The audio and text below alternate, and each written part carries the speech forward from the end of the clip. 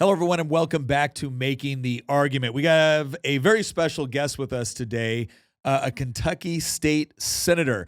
And you might expect that we're going to spend this entire time talking about education policy, but we're not. We're actually going to discuss more about a plan, a program that this senator is a part of that actually operates outside of the government system, because so many parents right now find themselves in a situation where they're very uncomfortable about what is going on within the public school system, or what I like to call the government-run school system. Either it's the curriculum or it's the things that are just going on. We've seen here in Virginia and places like Loudoun County where students have been assaulted due to really, really bad public school policy, where fathers are telling me, like, you're serious? Like, a boy can go into the girls' locker room now? Like, all of these things have created a lot of relevant concerns with parents. And some parents are saying, how do we fix this? And unfortunately, in a lot of places, elected officials are looking at them going, it's really difficult, either because you can get it through the House but not the Senate, or you get it through the state legislature but then the governor vetoes it, or you have individual school districts that say, we don't want to potentially give up on the federal funding that we're going to lose if we set up what would have been considered 5 minutes ago really common sense policies. And what that's led is more and more parents understanding that the only way to kind of beat this system is to leave it.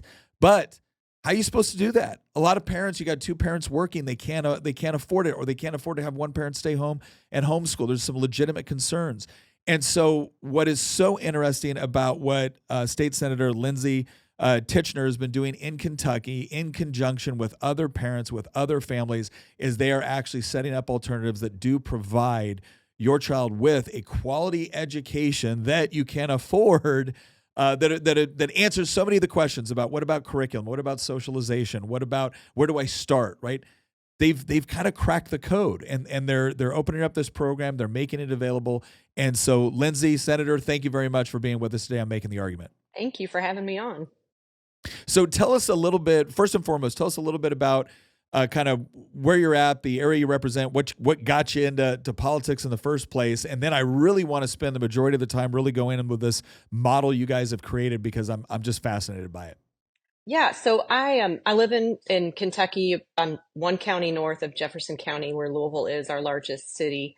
I represent part of Jefferson County, Oldham County, and the county next door, Trimble County. So what got me into politics was really, I just woke up during COVID, like so many people, and I had been seeing things going on in our school district, a lot of the indoctrination, a lot of the political push, and just stuff going on that most parents woke up to around that time period. And really just seeing our government and how much control they had over our children in that environment and in that season of, the debacle of COVID. I realized we can't fix this necessarily at going to the school board meetings, because they're not going to listen to us. They were like bobbleheads, and they just would shake their head and not comment, and then we would go about our day and nothing would change because it was coming from further up. So we uncovered the books in the school. We uncovered, all of this stuff in that time when they shut us down and locked us down. So many parents woke up, and that's when I woke up. And that was kind of the driving force of getting me into office. So I did not come from politics. I've never been in politics. Joined my first GOP meeting in February of 21 after the inauguration of Biden, and just started getting involved and ran for office in 22. And it was an open seat in my district, so I went for it. Well, no, and God bless you for doing it. And I think it's so important for people to hear, because a lot of times parents will think, what sort of control do I have over my school system? And a lot of times I got to look at them and say, look, you can vote for your school board members, you can show up to school board meetings, you can vote for good state and federal reps. I said, but let me run it down for you.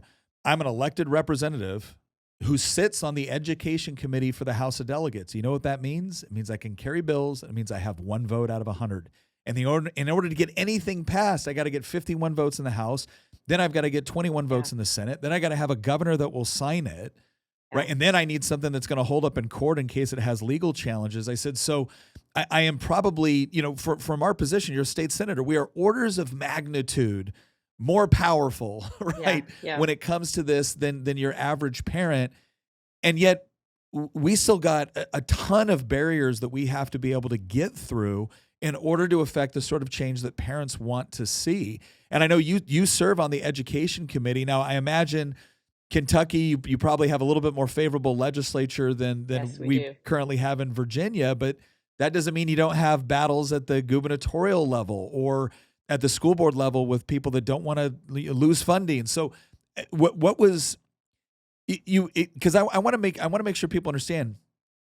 It's not that you stopped the fight for trying to improve the public school system Right. in Kentucky, but you did recognize that, geez, even with the power of being a state senator, you are still fighting like a monster problem here that doesn't just go away with voting rights, in Right. the Senate. Yeah, absolutely. And we do have a probably a much better system than you're set up for with your elected officials in Virginia. We have a supermajority. In the House, we have 80 Republicans to 20 Wow. Democrats, and then in the Senate, we have 31 to 7. So we Oh, are wow. able to get things through. But what I've found when and there's so many ways we need to improve our public education system, and I'm in that fight long term, and I know we can do it. But we come up against the system itself fighting us and their lobbyists.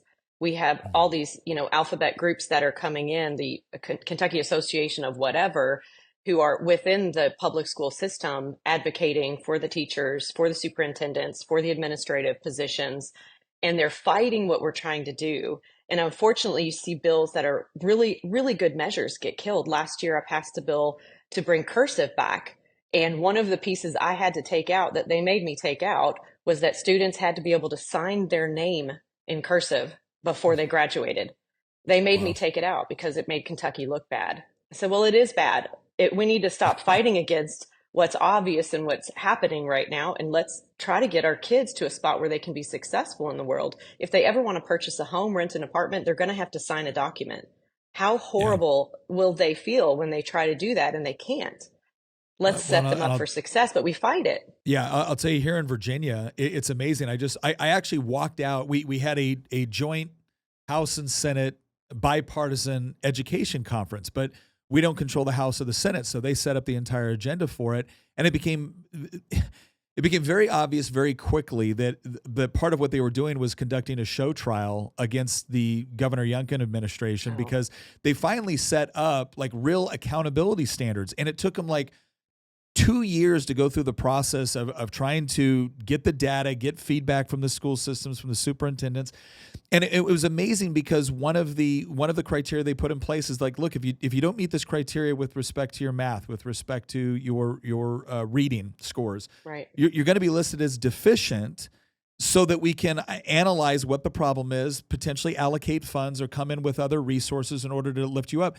And I'm watching here as 7 Democrats get to ask questions, only 2 Republicans. We get interrupted in one of the questions that we ask. And it's all about like, we think it's mean that you're going to list the school as being deficient. Like, well, you know what we think is mean? Graduating kids who can't read or write. Wow. Like Yeah. we think that's mean. Yeah. But again, it just goes to some of the struggles, and like we had thank God I had one of my counties, Orange County in my district, they finally voted to leave the school board association. Wow. And people were mad at them, like, why would you do this? And they were absolutely correct. It's like, because the school board association lobbies against everything we actually want in Richmond, because they're representing a couple of very, very powerful school districts. A lot of the rural ones get ignored. Our constituents get ignored. But to your point, whenever we talk about school choice, whenever we talk about greater accountability, whenever we talk about anything that potentially increases accountability or provides options outside of the government-run system, the Superintendent's Association, the Principals Association, the School Board Association, it doesn't matter if the parents in that district want these options, they all uniformly show up to oppose it. Right. It's a protecting of the system itself as Yes. opposed to what the system was set up to do, which is educate children. Yeah, it's all flipped upside down. That is a beautiful way to put it. This is something Thomas Sowell talks a lot about, where government bureaucracies end up with their own agendas apart from the reason why the bureaucracy or the program was set up initially. Right. And people need to understand that when you're talking about something that represents billions of dollars and, thousands of jobs, that has its own lobby, apart from what you might think they Right. would be lobbying for. So look, we're both trying to fight this battle from a policy perspective. We're both trying to bring improvements. We both, we see some of the problems because again, you guys, even with super majorities, you can get everything you want through your General Assembly, and the governor vetoes it, and that's Well, we okay. override Starting in everything next, he does. that's nice. We do have that power. Yeah, no, that is definitely not a power we have here in Virginia right now. Well, let me ask you this though. Even with that, you see, because I've seen it too. Like some people that you think would be all for school choice policy and who certainly campaign for school choice policy, Right. when they get in, they get very, very nervous about it, and Mhm. all of a sudden, sometimes it's people that you wouldn't expect that are fighting against the very reforms that we're trying to make. So it's not as simple as a Republican Democrat dynamic. But you guys recognize that, or I shouldn't say you guys, you recognize that, look, our kids can't wait for this Right. massive system to be, very, very slowly, incrementally Mhm. changed over several decades. Yeah. Like we need to provide alternatives. Tell us about what you guys developed within your district, within your community, Mhm. in order to provide people options. Yeah. So long before I considered running for office in the height of the COVID stuff, I pulled my youngest out. I have four kids. One was graduated, then two in high school, and then one in third grade in the middle of all of that. And I just wasn't going to mask her. I wasn't going to deal with it. I wasn't going to deal with them shutting down the schools, all that stuff. So I pulled her and was homeschooling her, which is not my gifting, but you do what you got to do.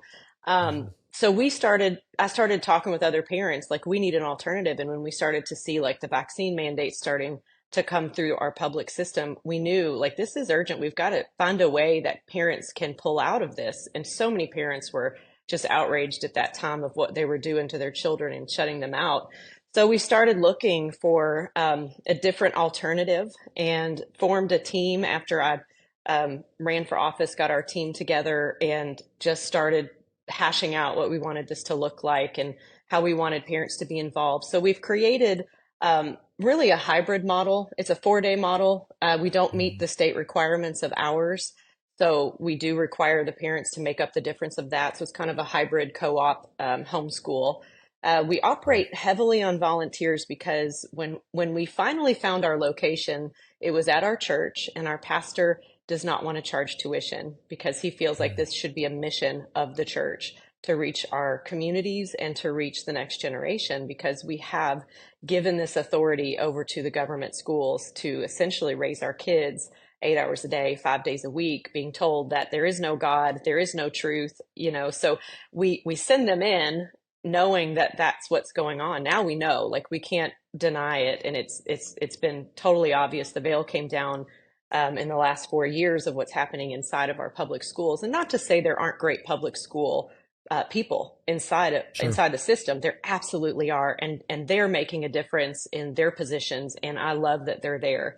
But our kids should not be the missionaries going into that field. We should be ministering to our children and teaching them the foundational biblical principles that really truly give us all liberty and have built our nation and give our nation liberty. But we've stripped all of that away. We pulled civics out a long time ago and have just now, like you said, incrementally adding some things back into our public system to require that learning of civics again. But so we found our location, and we are a donation based, tuition free church school, essentially operated heavily off of our volunteers. We do have a staff of teachers that are trained and amazing, and we're just moving forward to reach kids that with the truth and really teach everything through those first principles. And that's the name of our school, First Principles Academy. I'll tell you about a good faith argument I'm going to make right now, and that is what you doing about meat this year, right? Because Good Ranchers has once again pledged in 2025 to come on and support making the argument, and we want to support Good Ranchers because they produce an excellent, excellent product and service. Because it's not just the fact that you're getting the best beef, pork, poultry, wild caught seafood, but it's delivered straight to your door. And here it is right now. There's a new year, new meat offer. right? So in 2025, Good Ranchers helps focus on creating healthier habits, enjoying more moments with family, and spending less money on dining out.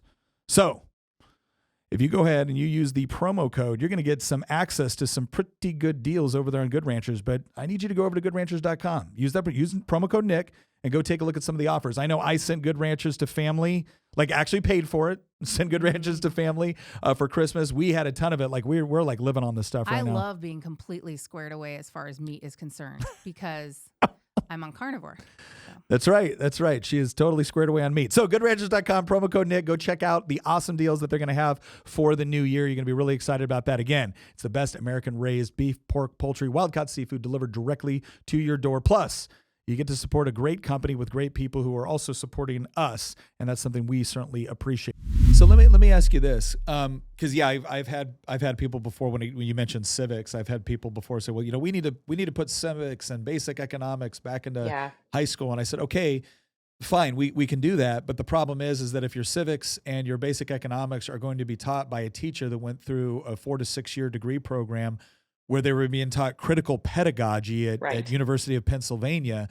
Okay, well now you have someone that is teaching civics, is teaching economics through this lens. Right. Now, again, like you said, that doesn't describe every teacher, but there's no question that the vast majority of accrediting institutions within the country that you have to go through in order to get your teaching degree, in order to be able to teach in a public school, have an extreme left-wing bent. We're not talking about, we're not talking about subtle an extreme left-wing bent. So, all right, so you guys set up this alternative, and there's a couple of things that are interesting. One, I really appreciate that your church and that your pastor stepped forward and said, yes, we're going to make the infrastructure available, because that's always a big question for people, right? Is where do I do this, especially if I can't afford to do it at home?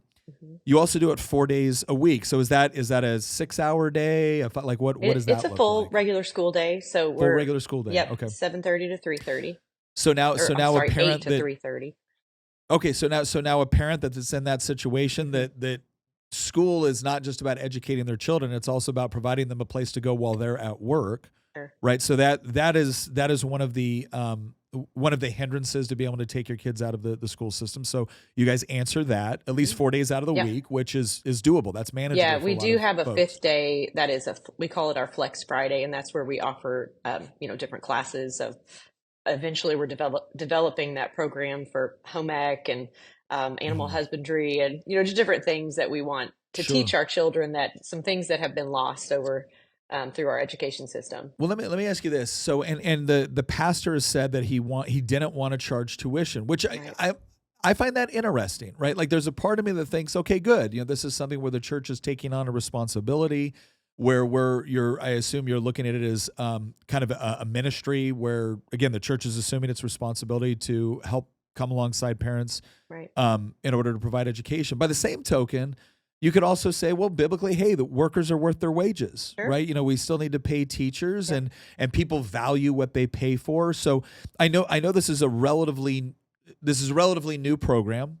But how do you guys address the fact that you still need to pay, teachers, and you still need to, and you want people to, again, when I say that people appreciate what they pay for, I know that I've seen situations where when you offer something for free, sometimes it's taken for granted, or it's treated as if it's not as good.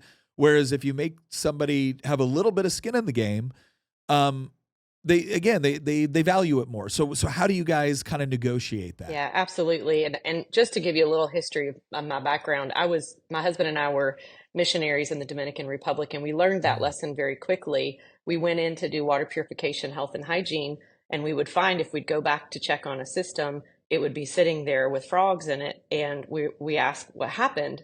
Well, we were waiting for you to come back. They took no ownership in it. They needed a $4 part, and they couldn't pull that together in the community. So we went a different route, and we looked at a new method through Life in Abundance out of Africa. And we basically teach them to own their problem, see their problem, look at it through a biblical perspective of their own issues that they need to deal with, and then owning their own community issues, and then coming up with the solutions on their own so that it can be theirs and they can own it. And it really is a beautiful model, and it works well. It worked well. They were able to do some amazing things even after we left. So I totally get that for sure. Yeah, absolutely. There has to be buy-in for sure in order for this to work long term. And we're developing a lot of different programs in order to get our family members to really buy in. And they have, they're super excited to have a place for their kids. So many of their stories, whether they pulled out because their kids were being bullied or they had an Yeah. IEP and they aren't getting the service that they need for their kids' special, educational needs. We want to be able to provide that for them. It's a mission. So when you look at the church as a whole, the church operates completely off of giving, right? They don't charge anyone to come. They don't require a tithe. It's all giving. And when you consider, God is the one who owns a cattle on 1,000 hills, can he not provide for this mission as well? Most churches have a mission department. And if somebody proposes, hey, we want to build a school in Uganda and fund it, church would jump on board with that. But we don't do it with our own.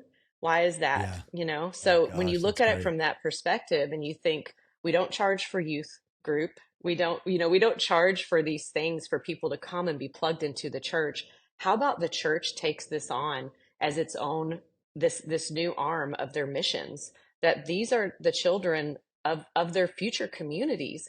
And when you look at what's at stake across our nation and the infiltration in our education system, it was Abraham Lincoln that said the philosophy of the classroom today will be the philosophy of the government in the next generation.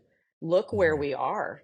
And if you take Yeah. what's going on in our public school system right now, where are we going to be in America in, my When I gosh, hopefully not November 6th, but in the future, where are we going to be? Well, no, I think it's an excellent point because there are too many people that think that we're just going to solve this by quote electing the right No, people. It's like, well, well, let's look at that. If we're talking about an electorate, well, then the only way you elect the quote right people is if you have an electorate that wants the right people. right, And I right, think it's important to understand that, or and I should say, and also wants the right policies. I believe that for a long time there's been this concerted effort to again create greater dependency on the government. right. And when you look at the general philosophies which that have informed that, yes, you have some people like William Wilberforce that saw people that were struggling and in poverty, and he wanted the government to be able to assist. I acknowledge that, but you also Yeah, had people like Karl Marx that believed that if we were ever going to get to the sort of Marxist socialist utopia he wanted, well, then we yeah. needed to have the collectivized raising and education of children within a secular, environment, a government environment. Hmm. And when the church just kind of surrendered its responsibility, and specifically, let's be honest, when parents surrendered their Yeah, responsibility, I think there's been this concerted effort to try to raise a generation of kids, and this has been ongoing for decades now, that either intentionally or unintentionally teaches kids that you certainly shouldn't go to the church for education. right, That's just spiritual, right? right. That's forget the fact that forget the fact that if you look at the very institutions which actually set up and laid a groundwork for advancing scientific research and whatnot was the church Yeah, through a significant part of the early development of these things, both with respect to education and science. But then it's also about teaching kids that you don't go to your parents are not an educator, right? Your parents at best might be able to supplement what the school is providing you, but they're not an educator. And now we see it even more and more with this government insistence that, well, the school is also going to be responsible for providing medical care, or the school is right. going to be responsible for providing food. And I don't just mean like school lunch or school breakfast. Yeah, I mean, in Virginia, they've been pushing more and more for schools to be responsible for sending food home on the weekends and in the summers. And you're looking at this wow. going, wait a second, we have all of these different programs to make sure kids can eat. You're saying that now the school, well, but again, think about it. If you've now created this environment where in the student's mind, from their earliest, recollection, kindergarten, Right, preschool, have always said, oh, the school educates me, the school takes care of me, the school feeds me. right. Well, what's the role of the parent? Exactly. And and so I think I think what you're doing here is really important. And I can't tell you how much I appreciate this idea of the church taking on the responsibility that look, I love it when we fund foreign missions. I've assisted with funding foreign missions. I've been Absolutely. on foreign missions. But if you're doing foreign missions to the absolute detriment of your own community, Yeah. I don't think you're going to find scriptural justification for that. When Hmm. when you look at the way the New Testament church was set up, and when you look at what the New Testament church did, and when you look at what Peter and Paul discussed with respect to things like caring for widows and orphans and Right. providing for the body of Christ. The church was supposed to provide the infrastructure for that. Right. And now it almost feels like, well, this is just where we go on Sundays for, theological teaching. And then, of course, we tithe and that keeps the lights on. And then, of course, we send, a box of flip-flops to Uganda once a year. But, well, wait a second. We're watching the systematic indoctrination of our own children in a way that is openly hostile to the faith of a lot of parents and the worldview of a lot of parents. And we don't think the church has a role to play in providing an alternative to that. Right. They're openly hostile to basic reality when we're dealing with the gender identity issues, which is so criminal. It just is maddening. But when you think about the church as a whole, this is these are our future. These children are our future. They are the next generation of the church. And if we are sending our kids and all they're getting is the indoctrination and this anti-God worldview, and then they only get an hour on Sunday, what is the church going to look like in 20 years? Yeah. So we're not just doing one school. We want to be the pilot. We want to build the model, and we are navigating things in such a way that we're trying to think through the issues of, okay, how can another church do this? Because if we can activate the church in this model, we can absolutely change America, and we can restore what our education used to be and bring back the biblical worldview that is absolutely necessary to maintain liberty in our country. And we've just pulled that away. When you look at, I want to talk a little bit about the logistics of this. So, obviously I'm assuming parents are going to be responsible for figuring out a way to get their kids to the classroom, get the kids to the school, right? It's not like you guys are coming up with your own bus system or whatnot. No. But that's achievable. That's something that can be done. Sure. As far as parents figuring that out. When you talk about classes, do you operate off of kind of like a traditional grade system, or is it more of kind of individual classes that parents can sign their students up for? So is it like, do you guys have like a 3rd grade, 4th grade, 5th grade, or is it like other co-ops where it's, here's the classes, the teacher tells the parents kind of, like I taught at a co-op for a while, and I said, look, my class is appropriate for freshmen to seniors. Yeah. And so if you want to sign here's the syllabus. If you want to sign your kid up for it, you can. Right. But this is what I'm going to teach, and this is how I'm going to do it. How do you guys manage? Yeah, it? we're not quite like a traditional co-op in that manner. We do include parents as much as possible, and our model really is a partnering with the parents in their child's education, because we believe that they should be. We have K through 6, and we have each individual class, and each teacher teaches all subjects. One of the methods that we're using in our education comes from the Foundation for American Christian Education that was founded 60 years ago, and it's called the principal approach. And that's where our teachers try to become that living textbook. They write their lesson plans. They develop the curriculum through the books that we have, and they become that teacher that lays that foundation for the students in all of those subject matters from a biblical worldview. But we are small. We have 63 kids, which is actually pretty big, I guess, for your first year. But our classrooms are small. We have somewhere between 10 and 13, 14, 15 is our cap in every room.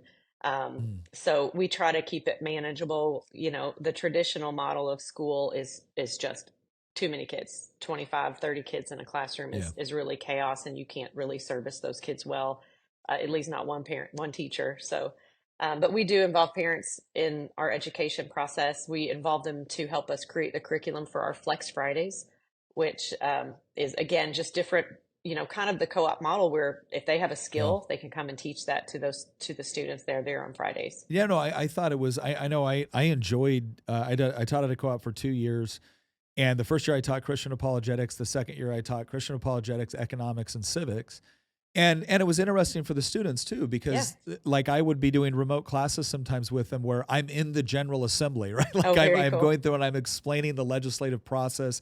And they're not just getting the Schoolhouse Rock version of it, right? They're getting okay, here's how the system works. And now here's how it really works. Yeah. And they're hearing it from someone that is actually experiencing it and engaging in it. Yeah. And one of the things I loved about the co-op is that you would get this wide array of classes. So we had someone that knew how to blacksmith. Oh, And wow. so, That's cool. my son and I took a blacksmithing class for him, got a little forge, and that ended up being and it kind of another part of my son's curriculum as he was growing up. So it's an excellent model. Let me ask you this: how do you when you talk about coming alongside and assisting the parents? So the kids are going through for Mhm. a full school day. They're kind of going through on that what you might call that kind of that traditional schooling model of they're going to be placed based off of kind of like their general age group Mhm. and go through a variety of subjects based off of that age group. Um, what do you mean when you say coming alongside and assisting with the parents? So, one of the things that we feel very strongly with the method that we're teaching, our parents don't necessarily have a biblical worldview. Mm, So, one of the most important things is that we help to shepherd that as well.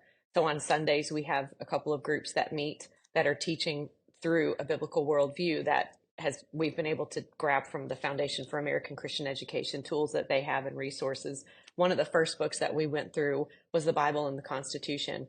I learned things I had never heard before, and it was just fascinating to look at the history of our biblical founding, and it truly mhm, was a biblical founding, and they absolutely do not teach you that anymore. They teach mhm, quite the opposite. So partnering with parents in that, they need to know, hey, this is where we're coming from. Why teaching a biblical worldview is so important. And I don't know if you saw the most recent Barna study that came out, but it's such a small percentage, even of Christians, who have a biblical worldview. I don't want yeah. to quote it because I can't remember the statistics, but it was shocking to hear that even people within the church don't necessarily hold a biblical worldview. So Well, getting can back I to just say, that, I'm sorry, I didn't mean to interrupt, but one of the things I appreciate about that is again because I will have people tell me like well you're just doing a different form of indoctrination. It's like okay, well. I don't know what to tell you. I taught all my kids, I taught all my students how to think critically. And in yeah, fact, I used to tell my students at the beginning of the class, I said, you can write a paper that I will completely philosophically disagree with. As long as it's well written and it meets the right, criteria with respect to proper argumentation, right, research, and citing, you'll get an A in my class. right, I'm not grading on how well you regurgitate my beliefs. right, By the same token, I was very open and honest with parents that look, I'm going to teach your kids about I'm going to teach your kids about what a constitutional republic is. I'm going to teach your kids about what our constitution says. I'm going to teach your kids about, right, Marxism or socialist systems.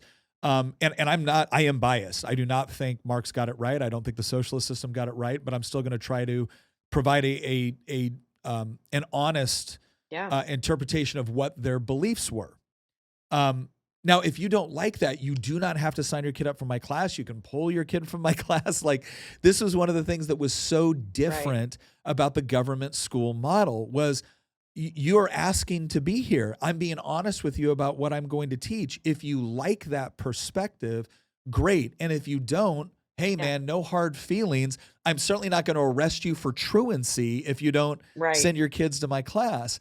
And so I love the fact that, again, one of the things that I like to emphasize to people, because every once in a while someone will say, well, if you want greater school choice, then you don't mind if someone educates their kid this way. I'm like, it's your kid. I might not prefer that method. I might not right, like that idea. I might not like what you're teaching them. But that's the difference between, I think, our approach and the government approach. I don't arrest you for truancy if you don't do what I right, want. right, I don't force you to subsidize education that you don't agree with. I allow you, I understand that to preserve freedom for myself, I must also preserve it for you. And insofar as you're not abusing a child, right. well, then yes, you have the right to teach them things that I might disagree with. Yeah, absolutely. And we one of the things that we've lost in our education system, aside from that compulsory model of education, which is forcing all of our kids to get the same system of education, we've lost that classical model that really truly does teach kids how to think. You're Yeah. learning the basics, the grammar in those foundational kindergarten, first grade, second grade. Then you get into logic, then you get into reasoning, then into the high school upper classes, you're getting into rhetoric. Think about Mhm. where we would be in America in society if people could debate a position that they hold.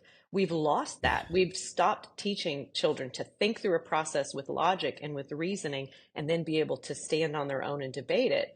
And so instead, we just have, emotionally driven behavior because that's what they're being fed, that's what's being coddled, that's what's being promoted within this compulsory education system. And we're not teaching thinkers. That's going to have a very detrimental effect on every part of our society if it goes too long. Yeah, no, I agree. I don't think enough parents understand that a lot of people see this through the pure paradigm of right versus left. And it's like, well, no, we're actually experiencing something very different right now. It used to be that you had right versus left, but within a paradigm where we all respected the laws of logic, the scientific method, objective reality. We all tended to appeal to an objective morality. Right. So it wasn't just objective reality and objective truth, and logic and reasoning and the scientific method were the various tools that we utilize to arrive at truth. You can have a left-right debate all day long as long as both sides agree that yes, the law of identity, the law of excluded middle, the law of non-contradiction, these things apply to both sides. What we are now witnessing with this introduction of critical theory, and I don't just mean critical race theory, I mean critical theory, is this postmodernist interpretation of reality, which says, no, linear thinking,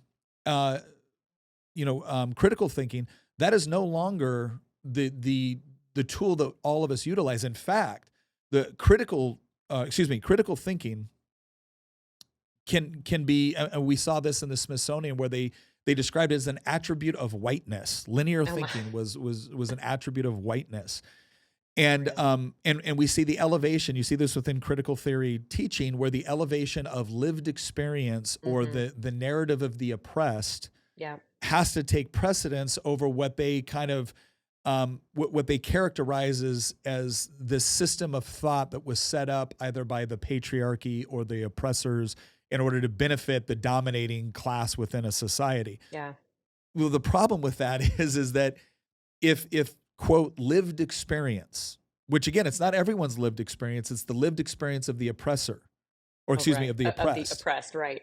Yeah, of the oppressed. If the lived experience of the oppressed can actually trump facts and reasoning, applying the laws of non-contradiction, applying the scientific method, well, then you've created a scenario where heads you win, tails I lose. There's no way for us to peacefully adjudicate our differences or arrive at common conclusions based off of a thorough and critical analysis of the facts, because now the facts can be thrown out as soon as I don't fall into the right category of person. Right. Yeah. We saw this come through. Your kids are being taught that.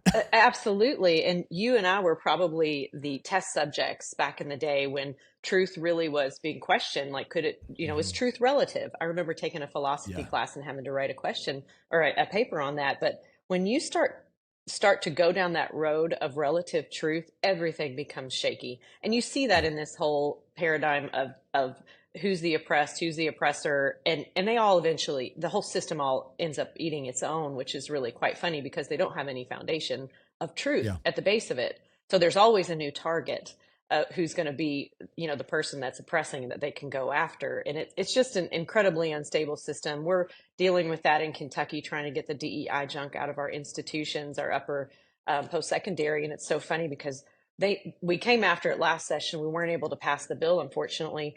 And this summer they all just changed the name of their program. Like, we're not stupid, right? You're doing the same thing. So we'll go after that one again. But it's tricky because they're really good at language and manipulating the words that we use and wordsmith. And then unfortunately, us conservatives start adopting those types of words. And you'll hear some of us accidentally say something like a lived experience as opposed to saying the word perspective, which is what a lived experience is. But we accidentally adopt it because we hear them say it so many times.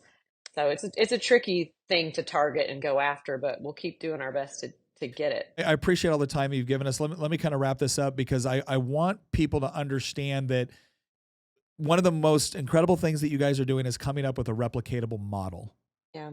And so could you give us kind of a quick summary of how people might be able to learn more? How would they get into contact with you? What the program is doing? If this is something that maybe other churches want to say, hey, we want to take a shot at implementing this. So how would they go about doing that? Okay, so you'd want to check out our website, saltandlightbaptist.org. and just click on the school link and you can learn a little bit about us and contact us if you have any questions. We are launching our school with the Foundation for American Christian Education. So you can go to face.net, FACE.net, and they have a program called the Leading Schools Program, and they help schools to launch, to help train the teachers in the principal approach method. And that is really kind of how we're following that. But I'd have just people reach out to us, contact us through our website. And, I will just say we are in the pilot year. So as we look at launching this, we've had so many people reach out with questions, which is great. And then we have to go find the answers because it's our pilot year.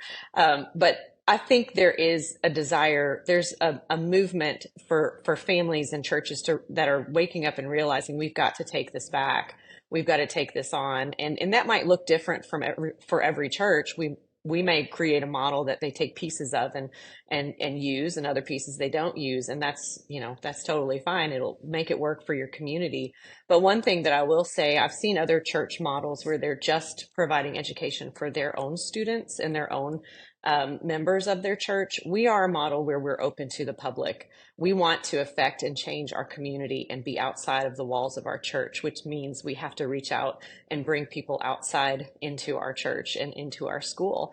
So we've developed our student policy, our family handbook. And if you come and want to be a part of our school, you have to agree, like, we're going to teach these things. We're going to teach biblical principles. And as long as they're on board with that, we welcome them in. And we have seen new families come to church. Some of our kids get baptized. It's been really a neat thing to watch families just find our school and find a home, also a church home for their family. So it's a two-part mission, and we are seeing the church grow at the same time. So it's a beautiful thing. No, that's great. And where can people follow you specifically on social media? Tichenor for Senate is where you can find me on Twitter.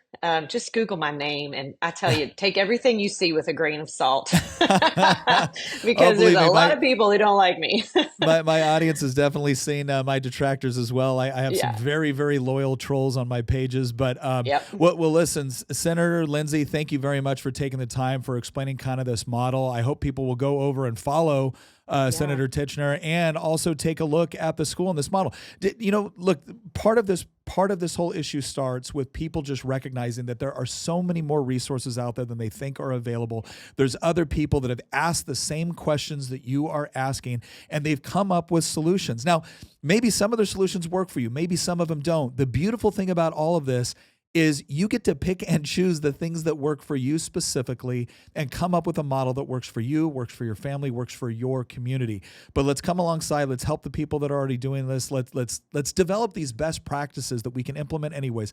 Let's come up with these replicatable models. And Lindsey, I can't thank you, your church, both your efforts within the legislature, but also this idea of not waiting around for the government to fix the problem, recognizing that you have the power to actually develop solutions that work for the people in your community. So thank you very much. Go follow those pages. Go check that out. Thank you very much for joining us, and we will see you next episode.